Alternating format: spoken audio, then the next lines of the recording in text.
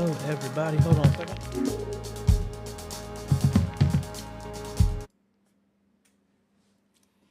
So I threw this together. So this is not super professional like I normally would do, but we're about ready to bring stuff back. We haven't done a Sunday chat, but I'm changing it to after service chats. Just giving a place for some folks to talk, folks. Again, we've canceled it a couple of times, but we do have a roundtable this afternoon at 7 p.m. Eastern time. You can get all that information on the Facebook page. And let me turn off my auto comments here.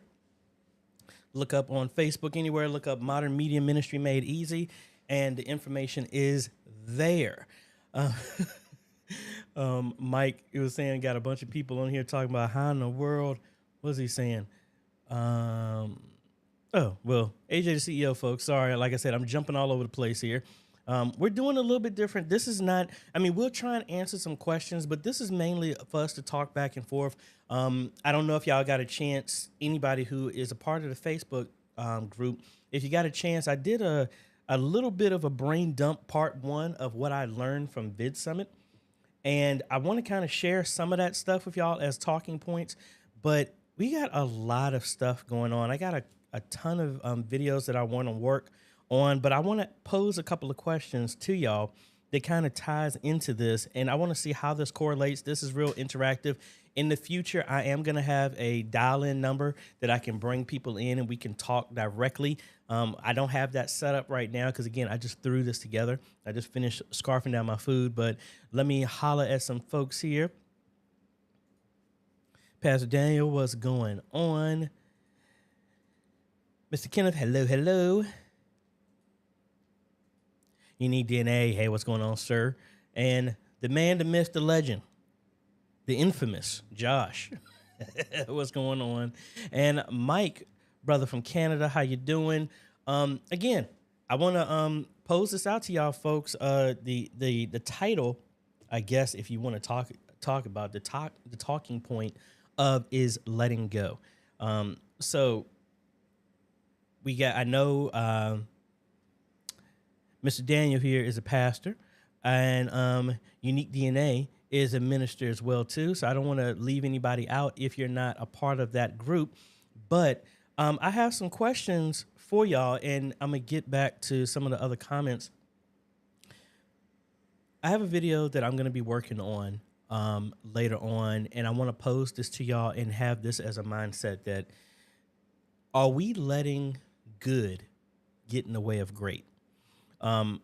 My church, big shout out first off. We didn't have service today because today is my pastor's birthday. Pastor David Taylor, thank you, sir. Hope you have a great birthday today. I ended up going to Antioch to help out with some stuff over there. I think a pole got knocked down, so they didn't have internet at all. So got up there to help out with some other stuff. But a comment was made, and I really want to bring this out, that when COVID hit, we had a lot of stuff that happened, and a lot of people got thrown into doing this. And a lot of people have made monumental shifts in ministry to get online and share the message online. Mainly, let's be honest, mainly it was to reach the people when we weren't able to gather together. Now that we're gathering together, some people are getting lax on it. That is their choice. But my question is, and not really my question, my statement is, I really think all the effort that we did to get online, that's good. But are we satisfied with just good? Can we let go of good so we can get a hold of great? That all of the stuff that we're doing here, and I noticed at Vid Summit and everything, there is so much bigger audience influence that we can affect. And the stuff that it took for us to get from COVID to here, that was monumental and is good now. But how much are we taking that same effort to push to do more than just the good? Now, again, I mean, can we just live stream and have a camera in the back of the service? Yeah, we can. But what's the matter with trying to learn different thumbnails. I don't know if you've noticed, since I've gotten back, I've changed up and started to implement a lot of the stuff that I'm being taught. Looking at changing up our templates, working on my storytelling. I mean, just changing a lot of stuff. And I'm just wondering, are we still taking the same amount of energy to make this form of ministry better, or are we satisfied with good, or do we want to make it great? I'm not gonna, and I wish that thought didn't come that way. I don't want to talk about let's make blah blah great again. It's not about that. I'm just wondering, are we getting stagnant? Are we falling back into the same trap that we did before, or are we gonna move forward? Neftali, hey, how you doing, sir? Thanks for stopping by. So, I mean, I'm wondering, what do y'all think about that? Out of y'all's ministries, are y'all pushing the envelope? Or this is a self-reflection moment. Have we settled for the good? And are we making any pushes to try and do anything more than what has got us by in the last 2 years? Like that same consistent studying that we were doing to figure out lower thirds, this, and all this other stuff. Are we still pushing to make our stuff better, or have we settled?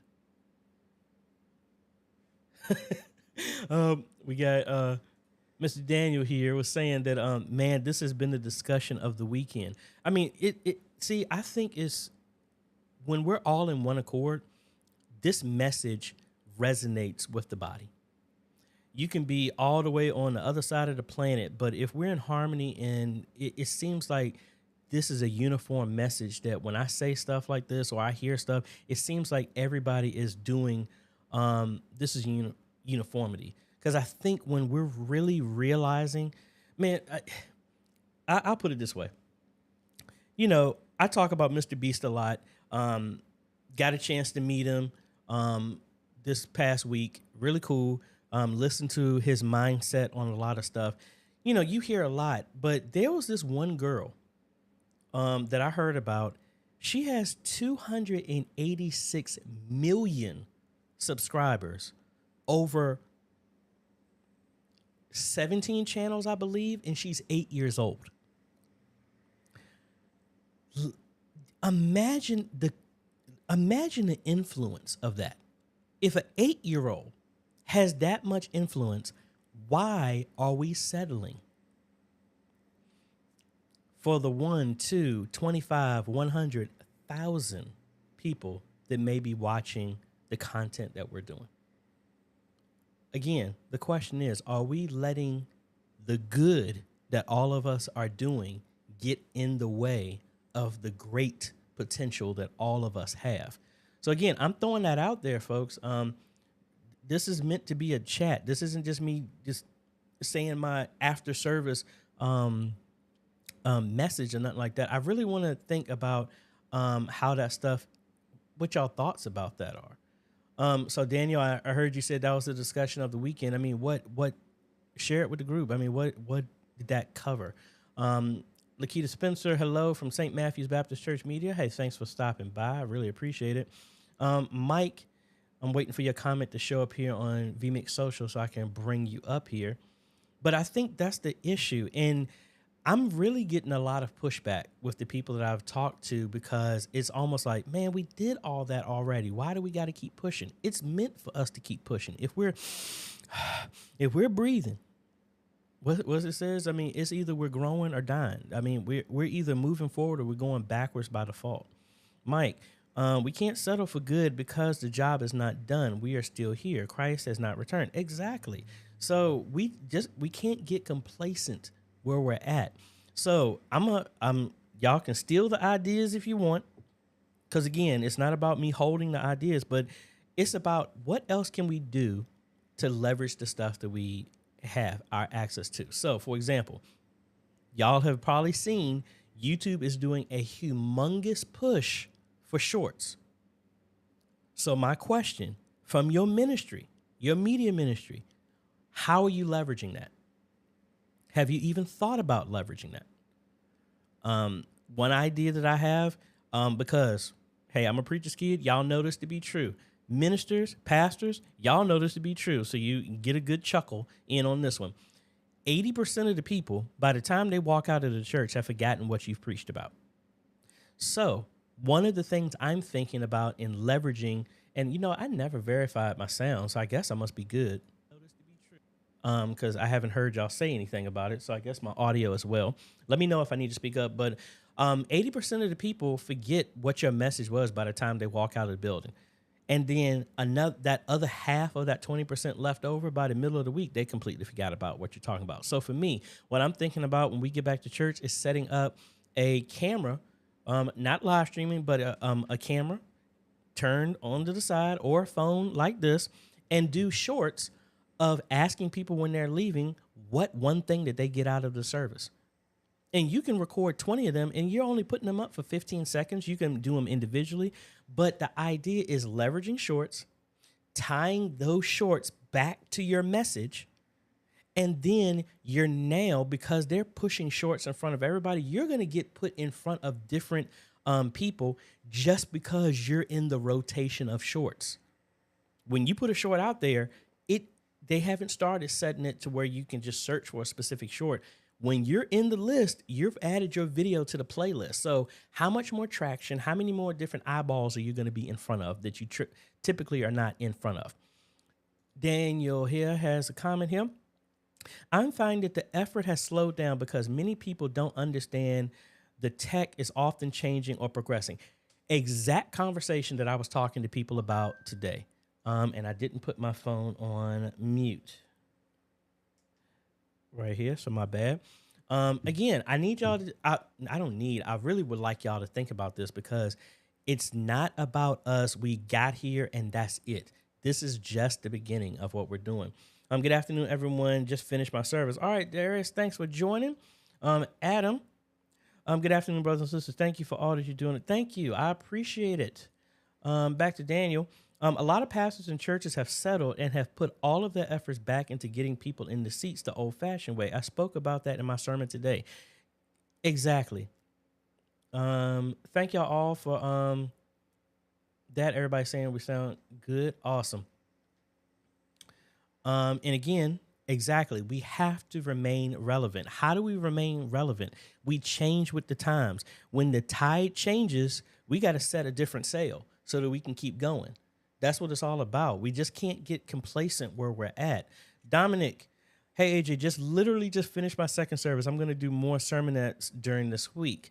Asking people what they got from the sermon is a great idea. I mean, it's other things that, the idea is, and again, this is crazy. I'm going to let y'all know, maybe my pastor is watching this at the same time.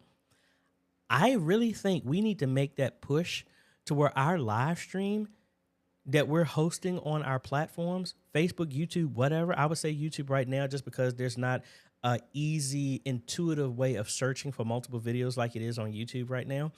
But make your live stream that's coming from your ministry 5% of your content. And start using that creativity to start bringing more content. Because the idea is, we want to have bingeable content to where people can digest it quickly and easily and consume a lot of it.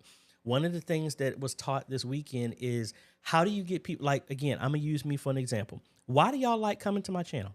I'm putting myself on the chopping block. Why? Out of all the other people, why do y'all come to, when I do a live stream, all of y'all are joined? Why?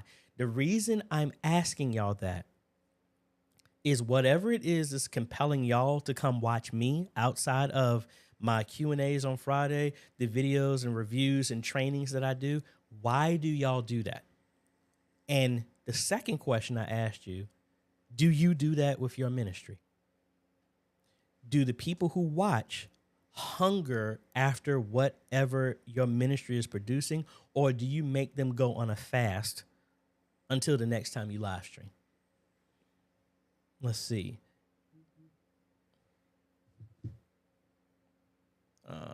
Josh, I see, and I'm getting all these emails coming in from my phone. I agree with Daniel. I've seen a lot of pastors stop streaming to get people back in person. Again, that's just the beginning. That is just the beginning. I don't know if y'all got a chance to see it.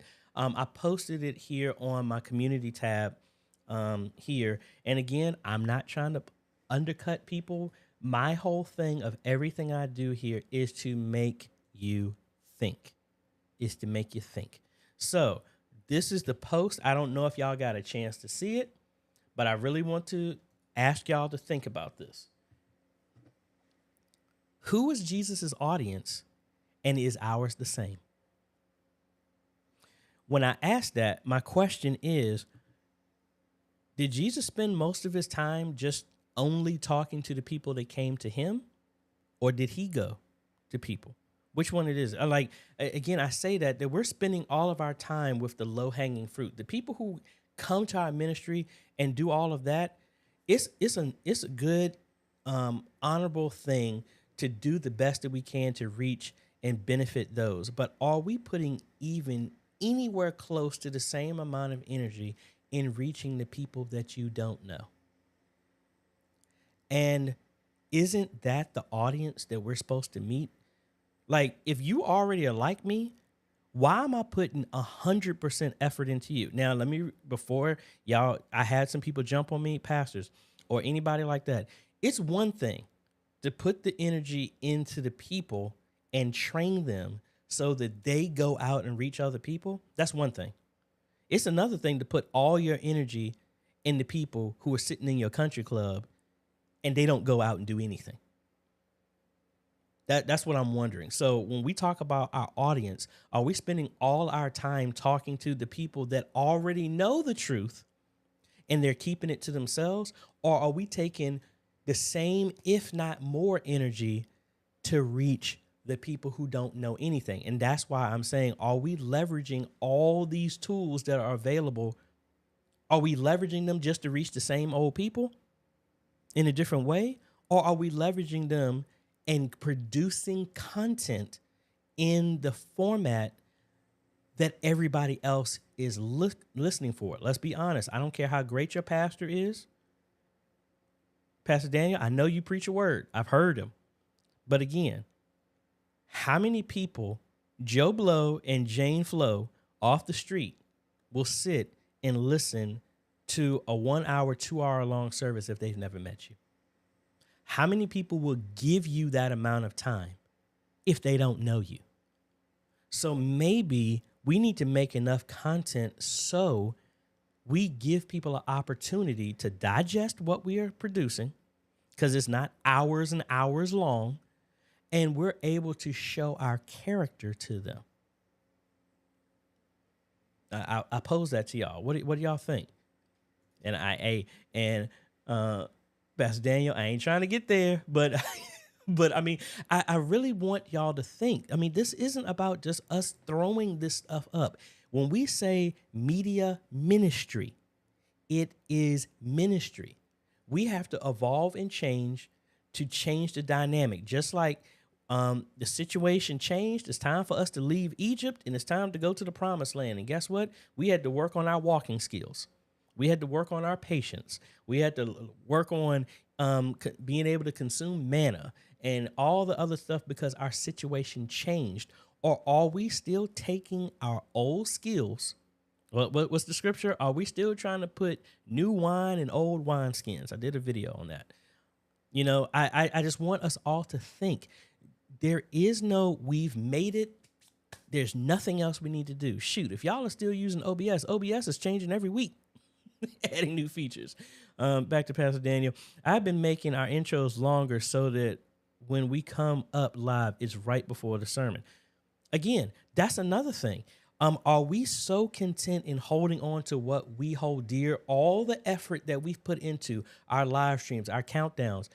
Are you willing to let go of it and completely change it if it's not producing the results that it used to? Harsh reality for me.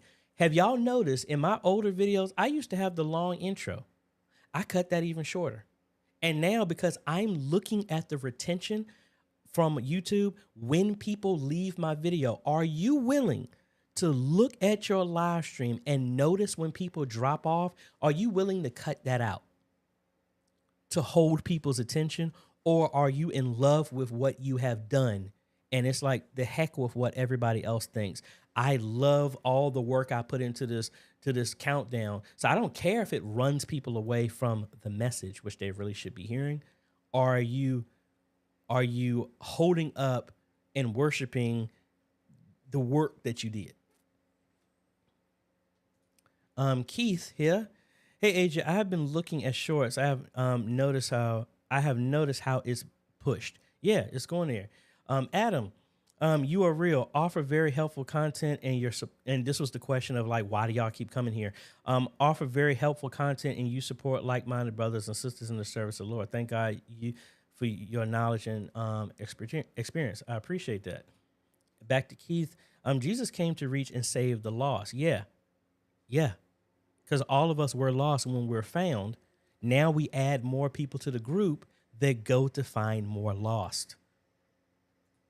Back to Pastor Daniel. You're speaking truth today. I've been seeing reels lately and teaching other leaders how to do them. I will look into shorts now. Y'all messing with me. Preach. Dr. McCoy here. Excellent point. With reaching the low-hanging fruit only, my pastor is 100% in agreement with you. Hold on one second. Hey, ma'am, I am doing a live stream right now. May I give you a call back? All righty. All right, bye. Yeah, so I mean, that again, we have to be willing to change and let go. Let go of the stuff that, yes, I'm thankful for everything that we've got that's gotten us here and got us over the tough times. But guess what? Tough times change, and we have to develop new skills. We have to learn new stuff so that we can still, and Pastor Daniel said the word. Has God's word lost relevance? No, but maybe we have. Let's jump over here. I found intros have all but disappeared from YouTube except churches. Exactly. We have to change with the times. Because again, the idea is, again, it used to be cool. But again, the paradigm shift has changed. Think about it. Remember how, like, one of my favorite movies was Indiana Jones and the Last Crusade. Look how movies used to be. Remember when you started a movie, you had all the intros, you had the reels, the production studio who made it, who did this, who was the director, you got the title, you got the intro sweeping around doing all this stuff, 30 to 90 seconds, then you start a story. That's how it used to be. How is it now? You might get a logo that's hidden in the background as the story starts. So what are we doing? Are we still holding everybody hostage? Because I want y'all to look through my announcements. I want y'all to look through this. Hey, again, I was getting ready to work on a video on how to change our countdown timer and do a template of how to do the announcements here and stuff like that. Honestly, need to get rid of it. Why not post your announcements as separate content? And when people come to your live stream, now you just say, hey, folks, thank you for joining us. And for all of the announcements and everything that's going on, make sure you look at the video that we've posted on blah, blah, blah. And you go straight into the service. Again, we understand people's attention span is short. We have to earn the view and we need to earn the click. Don't think that you're so entitled. Like, that's why I value the fact that y'all are coming to watch this live stream. I want to give y'all value because y'all can pick anybody else to go watch. You could be doing anything else. So I value your time. So I'm trying to get right to something instead of drag it out. So again, when it comes to a ministry, a lot of people say, oh, that's the microwave mindset. No, it's not about the microwave mindset. It's about being a sloth mentality. I'm going to take my sweet time. You don't have to do that. Are we trying to make people accept what we're comfortable with instead of us changing? Pastor Daniel here. I'm going to answer my phone during my sermon next week. Yeah, my bad. We were playing phone tag. That was my friend Sonia. She was at a women's conference at her church. But again, what do y'all think, folks? I mean, again, this was a chat, meaning that, hey, am I teaching anything technical? No, I'm not. The idea is We have to think, how do we keep changing our stuff so that we're more relevant in reaching people where they're at? If people are not afraid of God, they're not tired of God, they might be tired of your long-winded sermon in the nicest way possible. They might be tired of a long formatted service that I got to sit through, that you're not putting chapters in to make it easy for people to jump to the parts that they want, which make them easily available to be repeated. Instead of going back, think about it now. Remember how when you bought that? Yeah, I'm gonna call my age right now, man. I love that EPMD tape album that I had, but I wanted to get to my song. I had to fast forward the tape to get to the place I wanted because there was no easy way to jump to it. Why are we still expecting people to use a tape or a record mentality when now we can offer? You can go right into the word. You can go right to this song. You can go right to the altar call. You can go right to the prayer. Why are we holding everybody hostage instead of offering it to them to where, yeah, it might benefit the lazy, but that's 1% of the 99% that need to be available. Daniel here. I guess I'm late now. I got to make my intro shorter. Shake my hand. I just made them longer. Hey, same way here. I've been cutting mine as well, too. I went from 90 seconds, then I got it to 30, then I got it to 11 seconds. Now I got it to 5 seconds. And now a lot of times I'm cutting it out completely.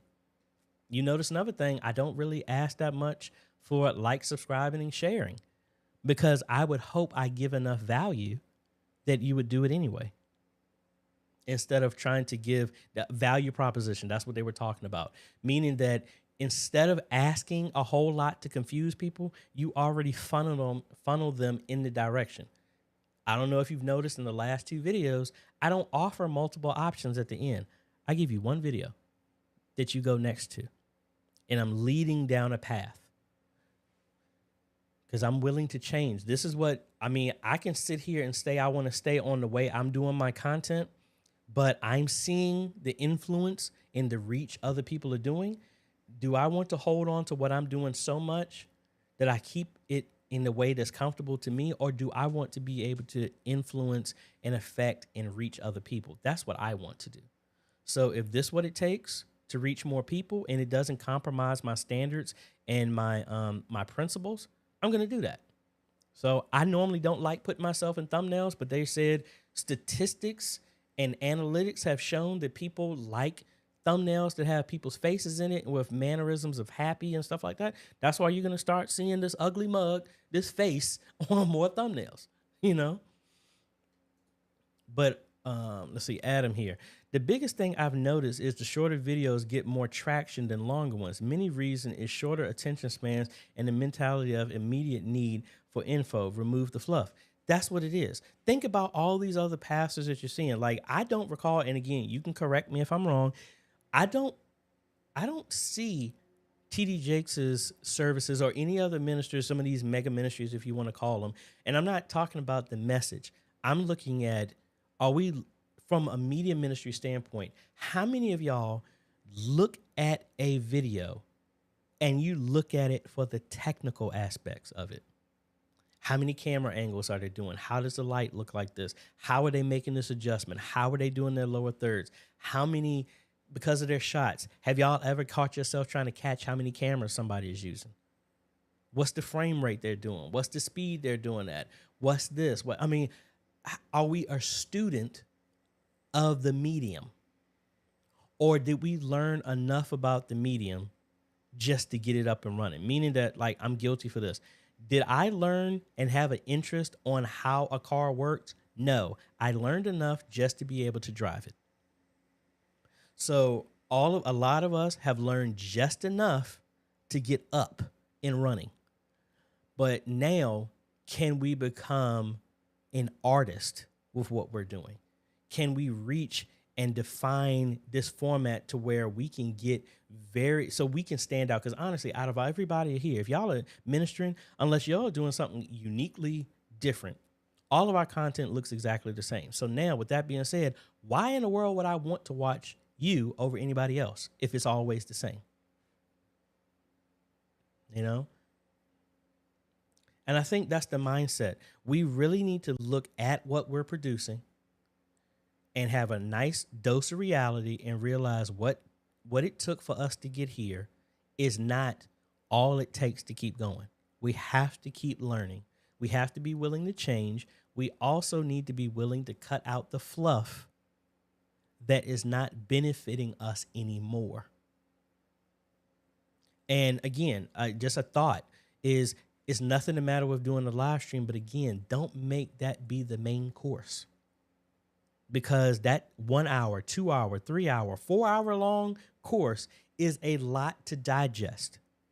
Do you want to reach 3 or 4 people that over a 4 hour long video, or do you want to reach millions that get the message in sections? Like Pastor Daniel, you have a powerful word that's being done. Why not make a short of a powerful moment that leads to the long form, and you make a path for them to get to? They've gotten a nugget here, got a nugget here, got a nugget here. And I think this is controversial, but realize that maybe your ministry online is not meant to pastor people. It's meant to lead people to find a pastor. I think that's the issue. Everybody's like, we need to get everybody back into church because their mindset is, I need to pastor who's watching online. Guess what? It might not be your call to pastor them. It might just be that your word reaches and impacts somebody so that they will now find a home, a pastor that's near to them. We're sitting back thinking, again, I have to throw everything because if I minister online, they're going to be my members. I need to pastor them, and I can't do that. And maybe we're taking on more to where we're trying to do everything ourselves instead of, hey, maybe I need to plant right here. Somebody else waters it. Somebody else does this. God does the increase, and then somebody else harvests. Maybe Pastor Daniel's message touches me, and I'm in Paris, and it convicts me. The word convicts me, not the person. He says it in a way that the word pricks my heart. And I'm like, you know what? I need to get this thing right. And it makes me take a left turn in an opposite direction that leads me to a ministry that's local to where I'm at. Again, everybody's thinking, oh, I that's what some people said on a comment that I said. It's like, well, this isn't, this doesn't replace the forsaking of gathering others. I never said it did. But why are you trying to make it do that? So just wondering, what are y'all thoughts about that? Again, I'm not going to drag this out, but this was just what's on my mind. If y'all are on the Zoom call that we're going to have this afternoon at 7 p.m. Eastern Standard Time, you can part about that. We're going to talk about that some more. Be on the lookout for some on content. But if you want to be a part of that, just go to Facebook, look up Modern Media Ministry Made Easy. You only got 3 questions that you got to answer. You can get on board and all the information that's there. Again, folks, me jump to this last few comments here. Mike, amen. I was just about to say that some are meant to sow, some to water. Yeah, we need to stop thinking we have to do everything ourselves. Some of the people who are watching your live stream are not meant to be members of your church, but there's a word that you say that will change the path of my life. So that helps lead them to somewhere else, you know? Hey, Dan, you know what? Depending on the comment, I might make the roundtable public, just so we can have some other people see the stuff that we're doing. Because if you've never been a part of the roundtable, folks, you got to. And we are thinking about doing some different roundtables because I know some people said that Sundays are kind of tough. This is their day to relax. So, hey, I'm changing as well, too. I don't want to stick to something that's just comfortable for me.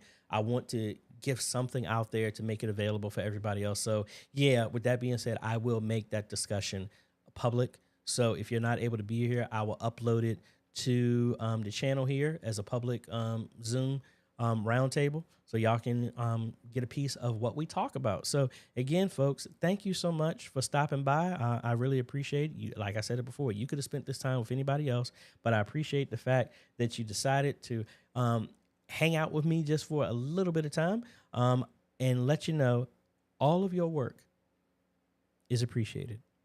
I'm not a part of your ministry, but we are all a part of the body.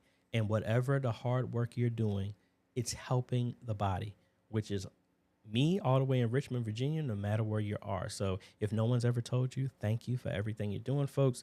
We will catch y'all. And I realized I need to change my ending because I did not update this one based off what I said. So we'll be seeing y'all later, folks. We got some other videos incoming as well, too. So y'all have a good one. Later.